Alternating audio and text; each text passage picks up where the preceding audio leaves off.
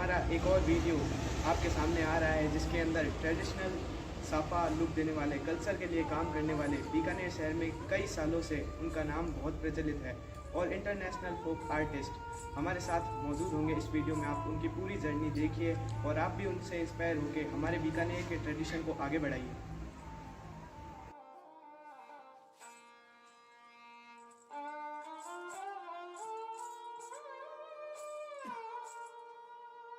स्वागत है आपका गोपाल बिसा जी हमारे YouTube चैनल असली बीकानेरी पर।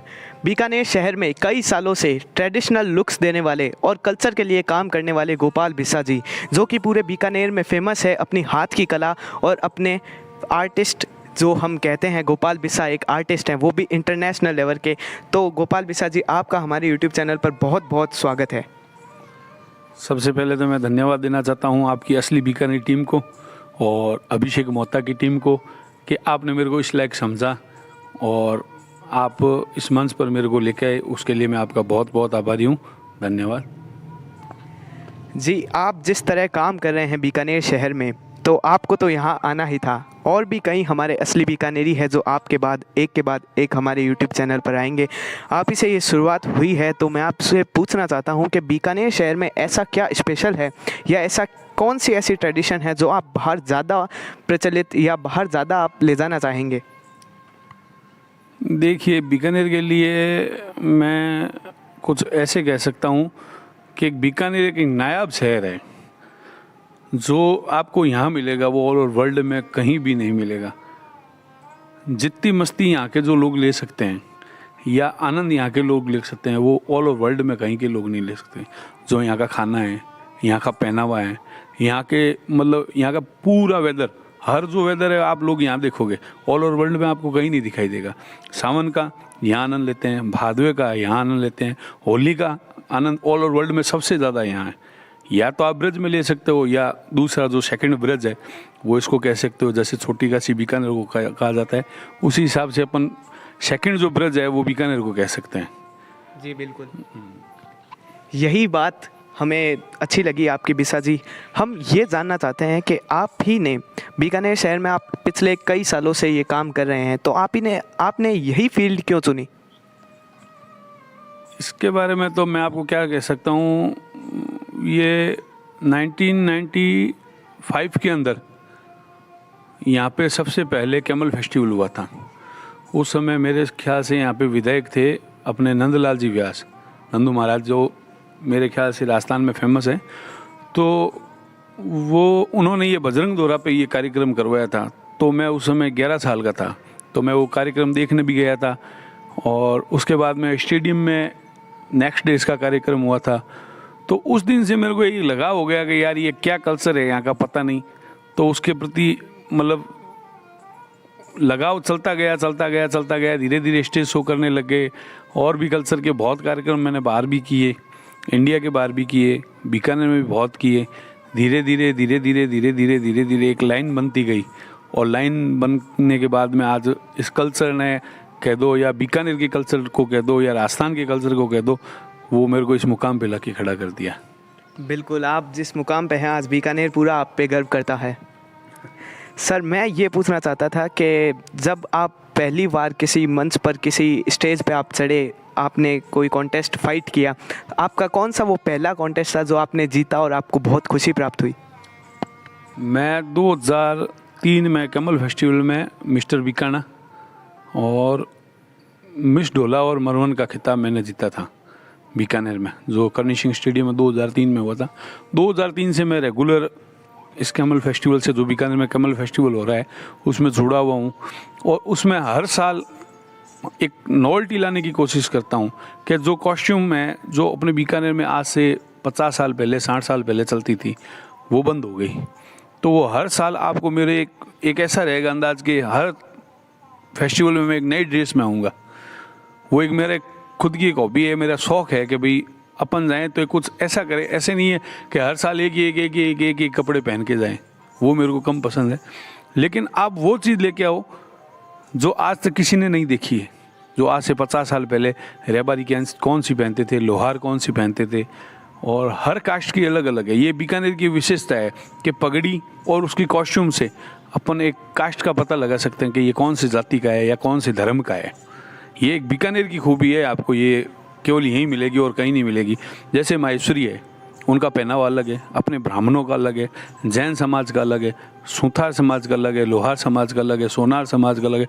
हर समाज की एक जो पहचान है वो पगड़ी, उनकी धोती और उनके कॉस्ट्यूम से आप पता लगा सकते थे कि ये कौन से धर्म का है। जी बिल्कुल। उस समय के अभी के चलते मैं आपसे पूछ रहा हूँ कि अभी के चलते जब हम देखते हैं सब मॉडर्न एरिया में मॉडर्न टाइप में रहना चाहते हैं, लेकिन कोई पीछे जो ट्रेडिशन लुक्स जो चलते थे पहले के ज़माने में, जो साफ़ा रहता था, आजकल कई लोग साफ़ा पहनना पसंद भी नहीं करते हैं। तो वो जो हमारी प्रथा कम हो रही है धीरे धीरे, उसके प्रति आपका क्या कहना है? जो ये प्रथा कम हो रही है वो देखो ऐसे तो गलत ही है, लेकिन मेरे को ये लग रहा है कि पिछले 10 सालों में साफा और जो पाग पगड़ी है या धोती कुर्ता है या राजस्थानी जो कल्चर है वो 10 सालों में मैं बढ़ता ही देखा है मैंने, अभी घटता नहीं देखा है।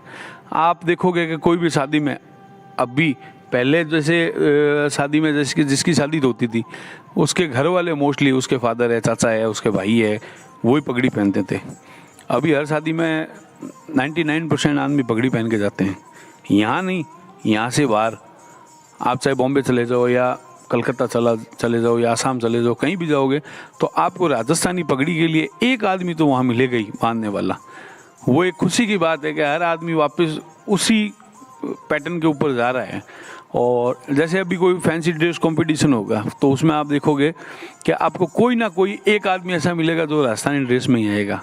शादी में 3 दिन का इवेंट होता है, उसमें एक दिन तो वो ट्रेडिशनल देंगे ही देंगे, लेकिन वो बहुत बढ़िया है। मैं तो ये चाहता हूँ कि आने वाले बच्चों को वो सीखने को मिले कि भाई जो राजस्थान का कल्चर है या अपने बीकानेर का कल्चर है वो लुप्त नहीं होना चाहिए, बस इतना ही है, और तो क्या कह सकते हैं। सर, बीकानेर में पिछले कई सालों से हेरिटेज वॉक नाम की एक वॉक आप संचालित करते हैं, उसके बारे में ज़रा हमारे दर्शकों को बताइए। देखिए, वो संचालित करने वाले तो जैसे लोकायन संस्था है, बीकानेर प्रशासन है, बीकानेर टूरिज्म डिपार्टमेंट है। हाँ, मैं उसका एक छोटा सा हिस्सा हूँ, वो मैं कह सकता हूँ, लेकिन मैं ये नहीं कह सकता कि उसको संचालित मैं करता हूँ। जो हेरिटेज वॉक जो प्रशासन ने या लोकायन संस्थान ने जो ये शुरू की है, बहुत बढ़िया है ये कि आज प्रशासन जो शहरों की ओर आ रहा है, देख रहा है कि भाई शहरों में क्या ट्रेडिशनल है, क्या यहाँ का कल्चर है। उनके साथ साथ में जो फॉरेनर है, टूरिस्ट है, वो भी आते हैं। लोकल टूरिस्ट है जो बीकानेर के अलावा जैसे बाहर से आए हुए गुजराती भी आते हैं खूब, उसमें बंगाली भी आते हैं, वो देखते हैं। तो मेरे ख्याल से जो यहाँ का कल्चर है और बीकानेर का जो ये आप समझ लो कि पूरा जैसे फूड है, ट्रेडिशनल है, वो आपको केवल इस 4 दीवारी के अंदर ही दिखाई देंगे, परकोटे के अंदर। आप अगर बाहर जाओगे यहाँ से तो आपको कुछ ऐसी चीज़ें हैं जो आपको बाहर नहीं मिलेगी, वो केवल अंदर ही मिलेगी। सबसे जैसे यहाँ का जो फूड है वो केवल अंदर ही मोस्टली आपको मिलेगा। बाहर आप जैसे JNV है, सादुलगंज है, पवनपुरी है, इधर जाओगे तो आपको नहीं मिलेगा, ये अंदर ही मिलेगा। और सबसे बड़ी बात है कि परकोटे के अंदर जो आदमी आपको इंसान मिलेगा वो आपको कहीं खोजने पर भी मिलेगा, वर्ल्ड में भी। जी बिल्कुल, यही बात है, परकोटे के अंदर रहने वाले बाहर नहीं मिलेंगे। बिसा जी, मैं आपसे पूछना चाह रहा था कि बीकानेर के अंदर ट्रेडिशन जो है वो बहुत यूनिक और बहुत अपने आप में एक अलग अंदाज़ और एक अलग दर्जा रखता है। तो आपके हिसाब से इसको फैलाने के लिए अब आपका क्या विचार होगा और अब आप क्या प्लानिंग कर रहे हैं? प्लानिंग तो इसमें अभी तो कुछ नहीं है। इसके अंदर देखो, आम आदमी अगर इस ट्रेडिशनल को अपना ले कि हर जगह अपना जो कॉस्ट्यूम है या अपनी पगड़ी है या अपना खान पान है या अपनी जो धरोहर है उसको साथ लेकर चले, तो हो सकता है ये बीकानेर सिटी है जो आगे बढ़े। उसमें प्रशासन का भी सहयोग चाहिएगा। ऐसे ही नहीं है कि केवल यहाँ के लोकल इंसान है वो ही कर सकते हैं। प्रशासन है, यहाँ के भामाशा है, वो इसके अंदर जितना सहयोग करेंगे उतना यहाँ का जो कल्चर है वो आगे बढ़ेगा। और जितना यहाँ का कल्चर आगे बढ़ेगा उतना ये बीकानेर आगे बढ़ेगा, ये मेरी गारंटी है। जी बिल्कुल, अपना कल्चर सब तक जाना चाहिए। सर अब बात आती है बीकानेर के खान पान के ऊपर। जो भी बाहर से लोग आते हैं वो कहते हैं कि यार बीकानेर में आया हो, कहीं डंगरो यार, कहीं खवार तो ला, इतना बांड सुनो मैंने भी तो कहीं ला। तो इसके ऊपर आप, अगर आपके पास कोई फूड चैनल से, हमने सुना है आपके पास बहुत लोग आए हैं, या फिर आपके रिलेटिव्स जो बाहर रहते हैं वो बीकानेर में आते हैं, तो आप उनको पहले क्या खिलाना चाहेंगे? देखो, ये तो एक बच्चा बता सकता है कि बीकानेर में अगर कोई आदमी सबसे प्रथम यहाँ आए तो वो मेरे ख्याल से आँख खुलने से पहले यहाँ की कचौड़ी और पकौड़ी खाना पसंद करेगा, और आलू की सब्ज़ी वो आपको कहीं नहीं मिलेगी। उसके बाद में बीकानेर एक ऐसा शहर है जो खान पान में वर्ल्ड में, ऑल ओवर वर्ल्ड में, मैं बता रहा हूँ, मैं राजस्थान का भी नहीं बता रहा हूँ, ऑल ओवर वर्ल्ड में खान पान में सबसे आगे बीकानेर ही है से है। लेकिन ऑल ओवर वर्ल्ड के जो केसर के भाव है वो बीकानेर खोलता है। जो इंडिया में एक महीने में केसर लगती है वो यहाँ एक हफ्ते में लगती है, और जो इंडिया में एक हफ्ते में लगती है वो यहाँ पर डे लगती है। ये मैं गारंटी से कह सकता हूँ। जो फूड यहाँ का है, जैसे रबड़ी है, मलाई है, रात को कढ़ाई का दूध मिलेगा आपको, कचौड़ी पकौड़ी है, समोसा है, नमकीन के अंदर तो गड्ढे है, भुजिया है, पापड़ है, वो तो हर बीकानेर की फर्स्ट चॉइस है कि एक साइड में पनीर की सब्जी पड़ी हो, एक साइड में पापड़ की हो, तो आप कौन सी पसंद करोगे? पापड़ की करोगे मेरे ख्याल से। तो खाने के मामले में तो बीकानेर मतलब ये समझ लो कि सबसे आगे है। यहाँ पे अगर कोई, जैसे ये जो ब्लॉग बनाने वाले आते हैं, तो मैं उनको गारंटी से कहता हूँ कि वो 365 दिन में 365 आइटम, हर रोज़ एक नया आइटम उनको मिल सकता है करने के लिए। बीकानेर इतना खाने में आ गया है। जी बिल्कुल, ये बात तो है, इसीलिए बीकानेर पूरे विश्व में जाना जाता है खान पान के नाम से। गोपाल बिसा जी, हमने बहुत रिसर्च करने के बाद, बहुत लोगों से पूछने के बाद ये पूछा था कि गोपाल बिसा जी जो हैं वो इंटरनेशनल भी बहुत टूर्स कर चुके हैं, बहुत सी जगहों पर वो बीकानेर की संस्कृति को आगे बढ़ा चुके हैं। तो उसके बारे में हमें भी कुछ, हमारे दर्शकों को बताइए कि आप कहाँ कहाँ जाके अब हमारे बीकानेर का नाम रोशन करके आए हैं। देखो, वैसे तो मैं बहुत जगह गया नहीं हूँ, लेकिन मैं फर्स्ट टाइम गया था 2010 या 11 में मैं गया था ओमान में मस्कट एक जगह है, मैं फर्स्ट टाइम वहाँ गया था। वहाँ मैं टर्बन आर्ट के लिए गया था, पगड़ी बांधने के लिए। कोई शादी थी वहाँ पे, एक पंकज खेम जी करके थे यहाँ, उनकी शादी थी, तो उनके यहाँ बीकानेर से 5 या 6 बंदे गए थे। फर्स्ट टूर मेरा इंटरनेशनल वो था। उसके बाद मैं बैंकॉक गया था, बैंकॉक के बाद में मैं चाइना गया था, और एक और कोई कंट्री थी छोटी, मैं वहाँ भी जाके आया था। लेकिन आप अगर वहाँ पे पगड़ी पहन के या धोती के अंदर आप घूमोगे तो हर आदमी आपके साथ में सेल्फी लेना पसंद करेगा। अगर यहाँ पे फॉरेनर आता है कोई भी, अपन जिनको कहते हैं कि ये फॉरेनर है, कोई लेडी आ गई है, वो आप उनके साथ में सेल्फी लेना पसंद नहीं करोगे जितना आपके साथ में वो लेना पसंद करेंगे अगर आप पगड़ी पहन रखी है तो। लेकिन एक अलग ही अंदाज, आपको आनंद आता है वहाँ जाते हो, यहाँ की कॉस्ट्यूम पहन के घूमते हो, तो ऐसा अपने आप में एक अलग फीलिंग महसूस होती है कि यार मैं एक नायाब आदमी हूँ। जी बिल्कुल, अपना रुतबा बढ़ जाता है बीकानेरियों का जब वो अपने ट्रेडिशन लुक में दिखते हैं। तो सर हमें ये एक और चीज़ जाननी थी आपसे कि अगर कोई बाहर का बंदा, जैसे कि कोई और सिटी से, बीकानेर से नहीं, राजस्थान से भी नहीं, कोई बाहर का बंदा अगर आपके पास आए और वो बीकानेर के अंदर इवेंट मैनेज करना चाहे, तो क्या आप उसे क्या सलाह देंगे? बीकानेर, देखो, जैसे शादी का कोई इवेंट है या पर्टिकुलर उसका कोई भी इवेंट है, शादी के अंदर तो मेरे ख्याल से बीकानेर अभी राजस्थान में अभी 6-7 सालों से हब बना हुआ है मैरिज का। यहाँ जितनी शादियाँ होती है, मारवाड़ी जो बाहर के लोग हैं, मारवाड़ी जो यहाँ से ही गए हुए हैं पर्टिकुलर, वो सबसे फर्स्ट प्रायोरिटी अपनी यही रखेंगे कि बीकानेर जाके शादी करें, क्योंकि यहाँ का कल्चर, यहाँ का खान पान, यहाँ का वेदर, हर चीज़ में बेटर है। और बाहर से कोई बंदा आके यहाँ इवेंट करना चाहे तो मेरी तरफ से उसको फुल हेल्प है, कोई दिक्कत वाली बात नहीं है। और जो मैनेजमेंट मैं अपनी तरफ से उसको करवा सकता हूँ वो सारा करवाएंगे, उसमें तो कोई है ही नहीं। अब बात आती है पूरे विश्व में फैले हुए कोरोना वायरस की, तो उसका नाम सुनते ही बहुत, सर कोरोना वायरस आया, कल्चर, ट्रेडिशन, टूरिज्म सब हम एक तरफ से बंद हो गया, तो उस हालात में आर्टिस्ट जो कि रेगुलरली अपना परफॉर्मेंस देके जो अर्निंग करते थे वो पॉसिबल नहीं थी।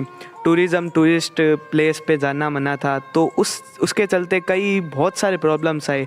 तो उसमें आप जैसे कि स्टेबल हैं, बट कुछ आर्टिस्ट ऐसे थे जो स्टेबल नहीं थे, तो उनके लिए आपने क्या किया? देखो, ये जो कोरोना महामारी थी वो मेरे ख्याल से विश्व स्तर पर हालत सबकी ख़राब हो गई थी हालात। उसके अंदर अपन विश्व में क्यों जाए, अपन अपने बीकानेर पे जाएं, तो बीकानेर में हर आदमी जो नीचे तबके के लोग हैं उनकी वास्तविकता स्थिति बहुत ख़राब हो गई थी, जो केवल और केवल शादियों पे निर्भर है या अपने आर्ट पे निर्भर है, जैसे बैंड वगैरह है, और जो ये इंस्ट्रूमेंट बजाने वाले हैं यहाँ के लोकल आर्टिस्ट है बीकानेर के, और घोड़ी वाले हैं, ऐसे मतलब हज़ारों लोग बीकानेर के हैं जो वास्तविकता उनकी स्थिति ख़राब थी और उसके अंदर उनकी हालत ख़राब हो गई थी। तो उनके लिए हमने जिला प्रशासन को भी अवगत कराया था कि भाई इनकी हेल्प की जाए, और यहाँ के जो भामाशाह है, उद्योगपति है, उनको भी हमने बहुत किया था। हमने भी अपनी तरफ से जितना बन सकता हर कलाकार के लिए किया था, और ऐसे खूब संस्थाएं थी बीकानेर की भामाशाहों की बनाई हुई, उन्होंने भी यहाँ पे खूब हेल्प की थी आर्टिस्टों के लिए। उनका भी मैं दोबारा धन्यवाद देना चाहता हूँ आपके चैनल के माध्यम से कि भाई उन्होंने हमारी मांग के ऊपर सारे कलाकारों के लिए हेल्प की जो वास्तविकता केवल और केवल अपने आर्ट पर निर्भर थे। उनकी स्थिति तो दयनीय थी, लेकिन हर आदमी ने उनका सपोर्ट किया और किया। तो अब भगवान से यही उम्मीद करते हैं कि धीरे धीरे सारा निरंतर वापस उसी हिसाब से शुरू हो जाए। तो ये जितने आर्टिस्ट है जिनकी स्थिति ख़राब है, तो उनका निर्भर तो उसी के ऊपर है, तो वो स्टार्ट हो जाए। तो भगवान से ये दुआ करते हैं कि भाई उनका काम स्टार्ट हो जाए, और तो क्या है। जी बिल्कुल, आर्टिस्ट की बात आई है तो हमें पता है कि आर्टिस्ट जो प्ले करते हैं जैसे कि बांसुरी है वगैरह, हज़ारों ऐसे हैं जो कि बीकानेर में ही ये सब होता है और राजस्थानी कल्चर के अंदर ये इंस्ट्रूमेंट्स ज़्यादा प्ले होते हैं। तो आजकल के लोग उसे प्ले करने के बजाय डीजे में, रिमिक्स में ये चलाना ज़्यादा प्रेफर करते हैं, क्योंकि वो कॉस्ट ज़्यादा नहीं होती उसकी। तो आप क्या चाहेंगे? देखो मोहता जी, आपने जो सवाल किया है वो मेरे लिए टिपिकल है। मैं आपको बता दूं कि जैसे डीजे वाले हैं या कोई भी ट्रैक पे काम करता है, सब अपना अपना पेट भरते हैं।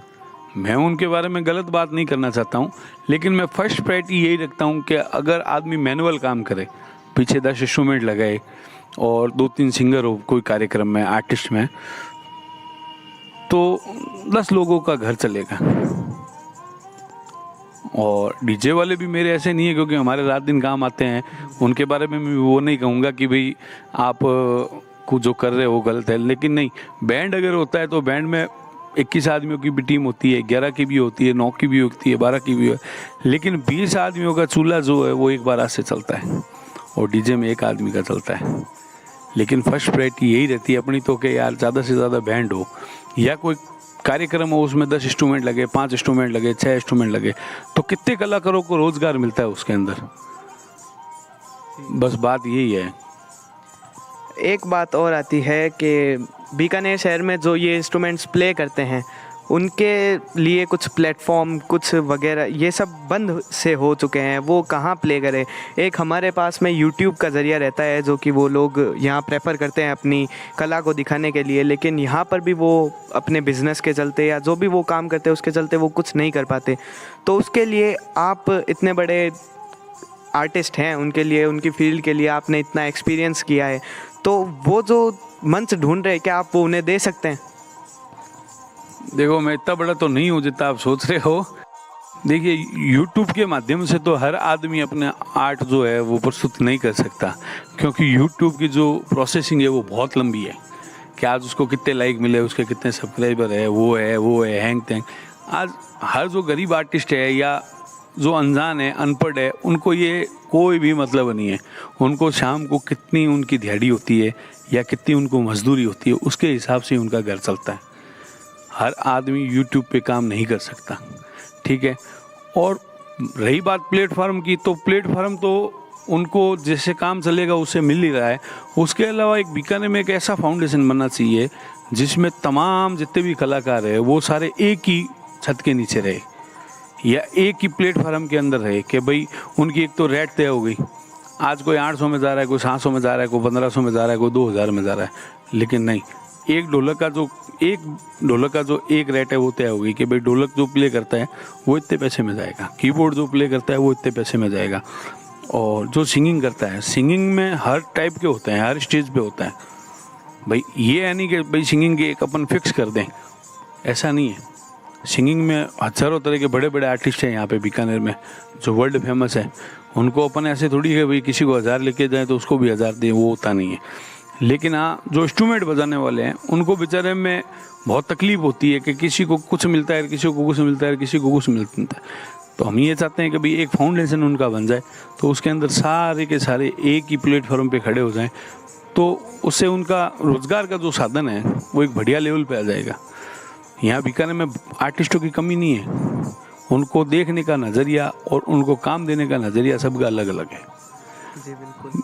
तो हम भाई, मैं तो यही चाहता हूँ कि सबको आप एक ही नज़रिए से देखो, अलग अलग नज़रिए से मत देखो। आपके साथ में अगर जो निरंतर काम कर रहा है उसको तो आप अलग रख रहे हो, और जिसके पास कोई काम नहीं है आप उसको लेके नहीं जा रहे हो, वो गलत है।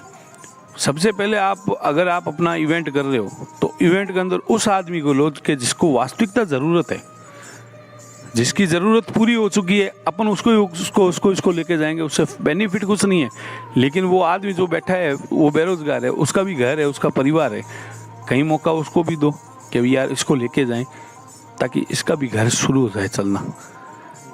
और मेरे जैसे एक आदमी फिक्स हो गया तो वही चल रहा है, ठीक है चल रहा है। लेकिन कभी ऐसा मौका दो कि आपके अगर कोई कार्यक्रम में 5000 रुपये बच रहे हैं तो अपन ये सोचें कि यार 5000 मेरे बच रहे हैं ना, तो पीछे 3000 ही बचाऊँ, 2000 में मैं 3 आर्टिस्टों को और डाल दूँ ताकि उनके जितने भी उनके डिवाइड हो तो उनका चूल्हा तो स्टार्ट हो, वो तो बैठे नहीं रहे।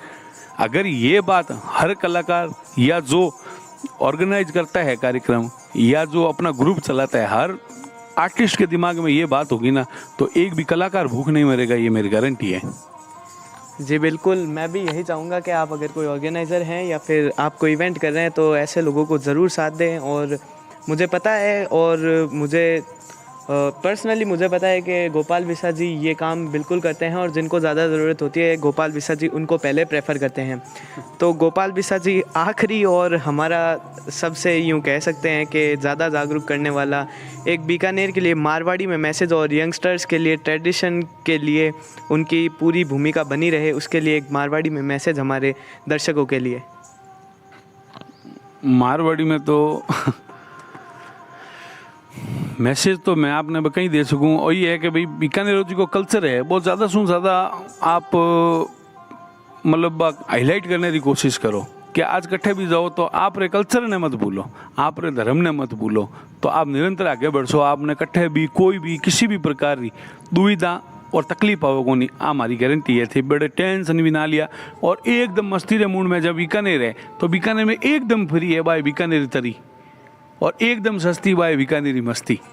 अटे हर चीज़ आदमी हर कोई भी हो वो भूखो उठो जरूर है, बाकी सोए कोई को नहीं।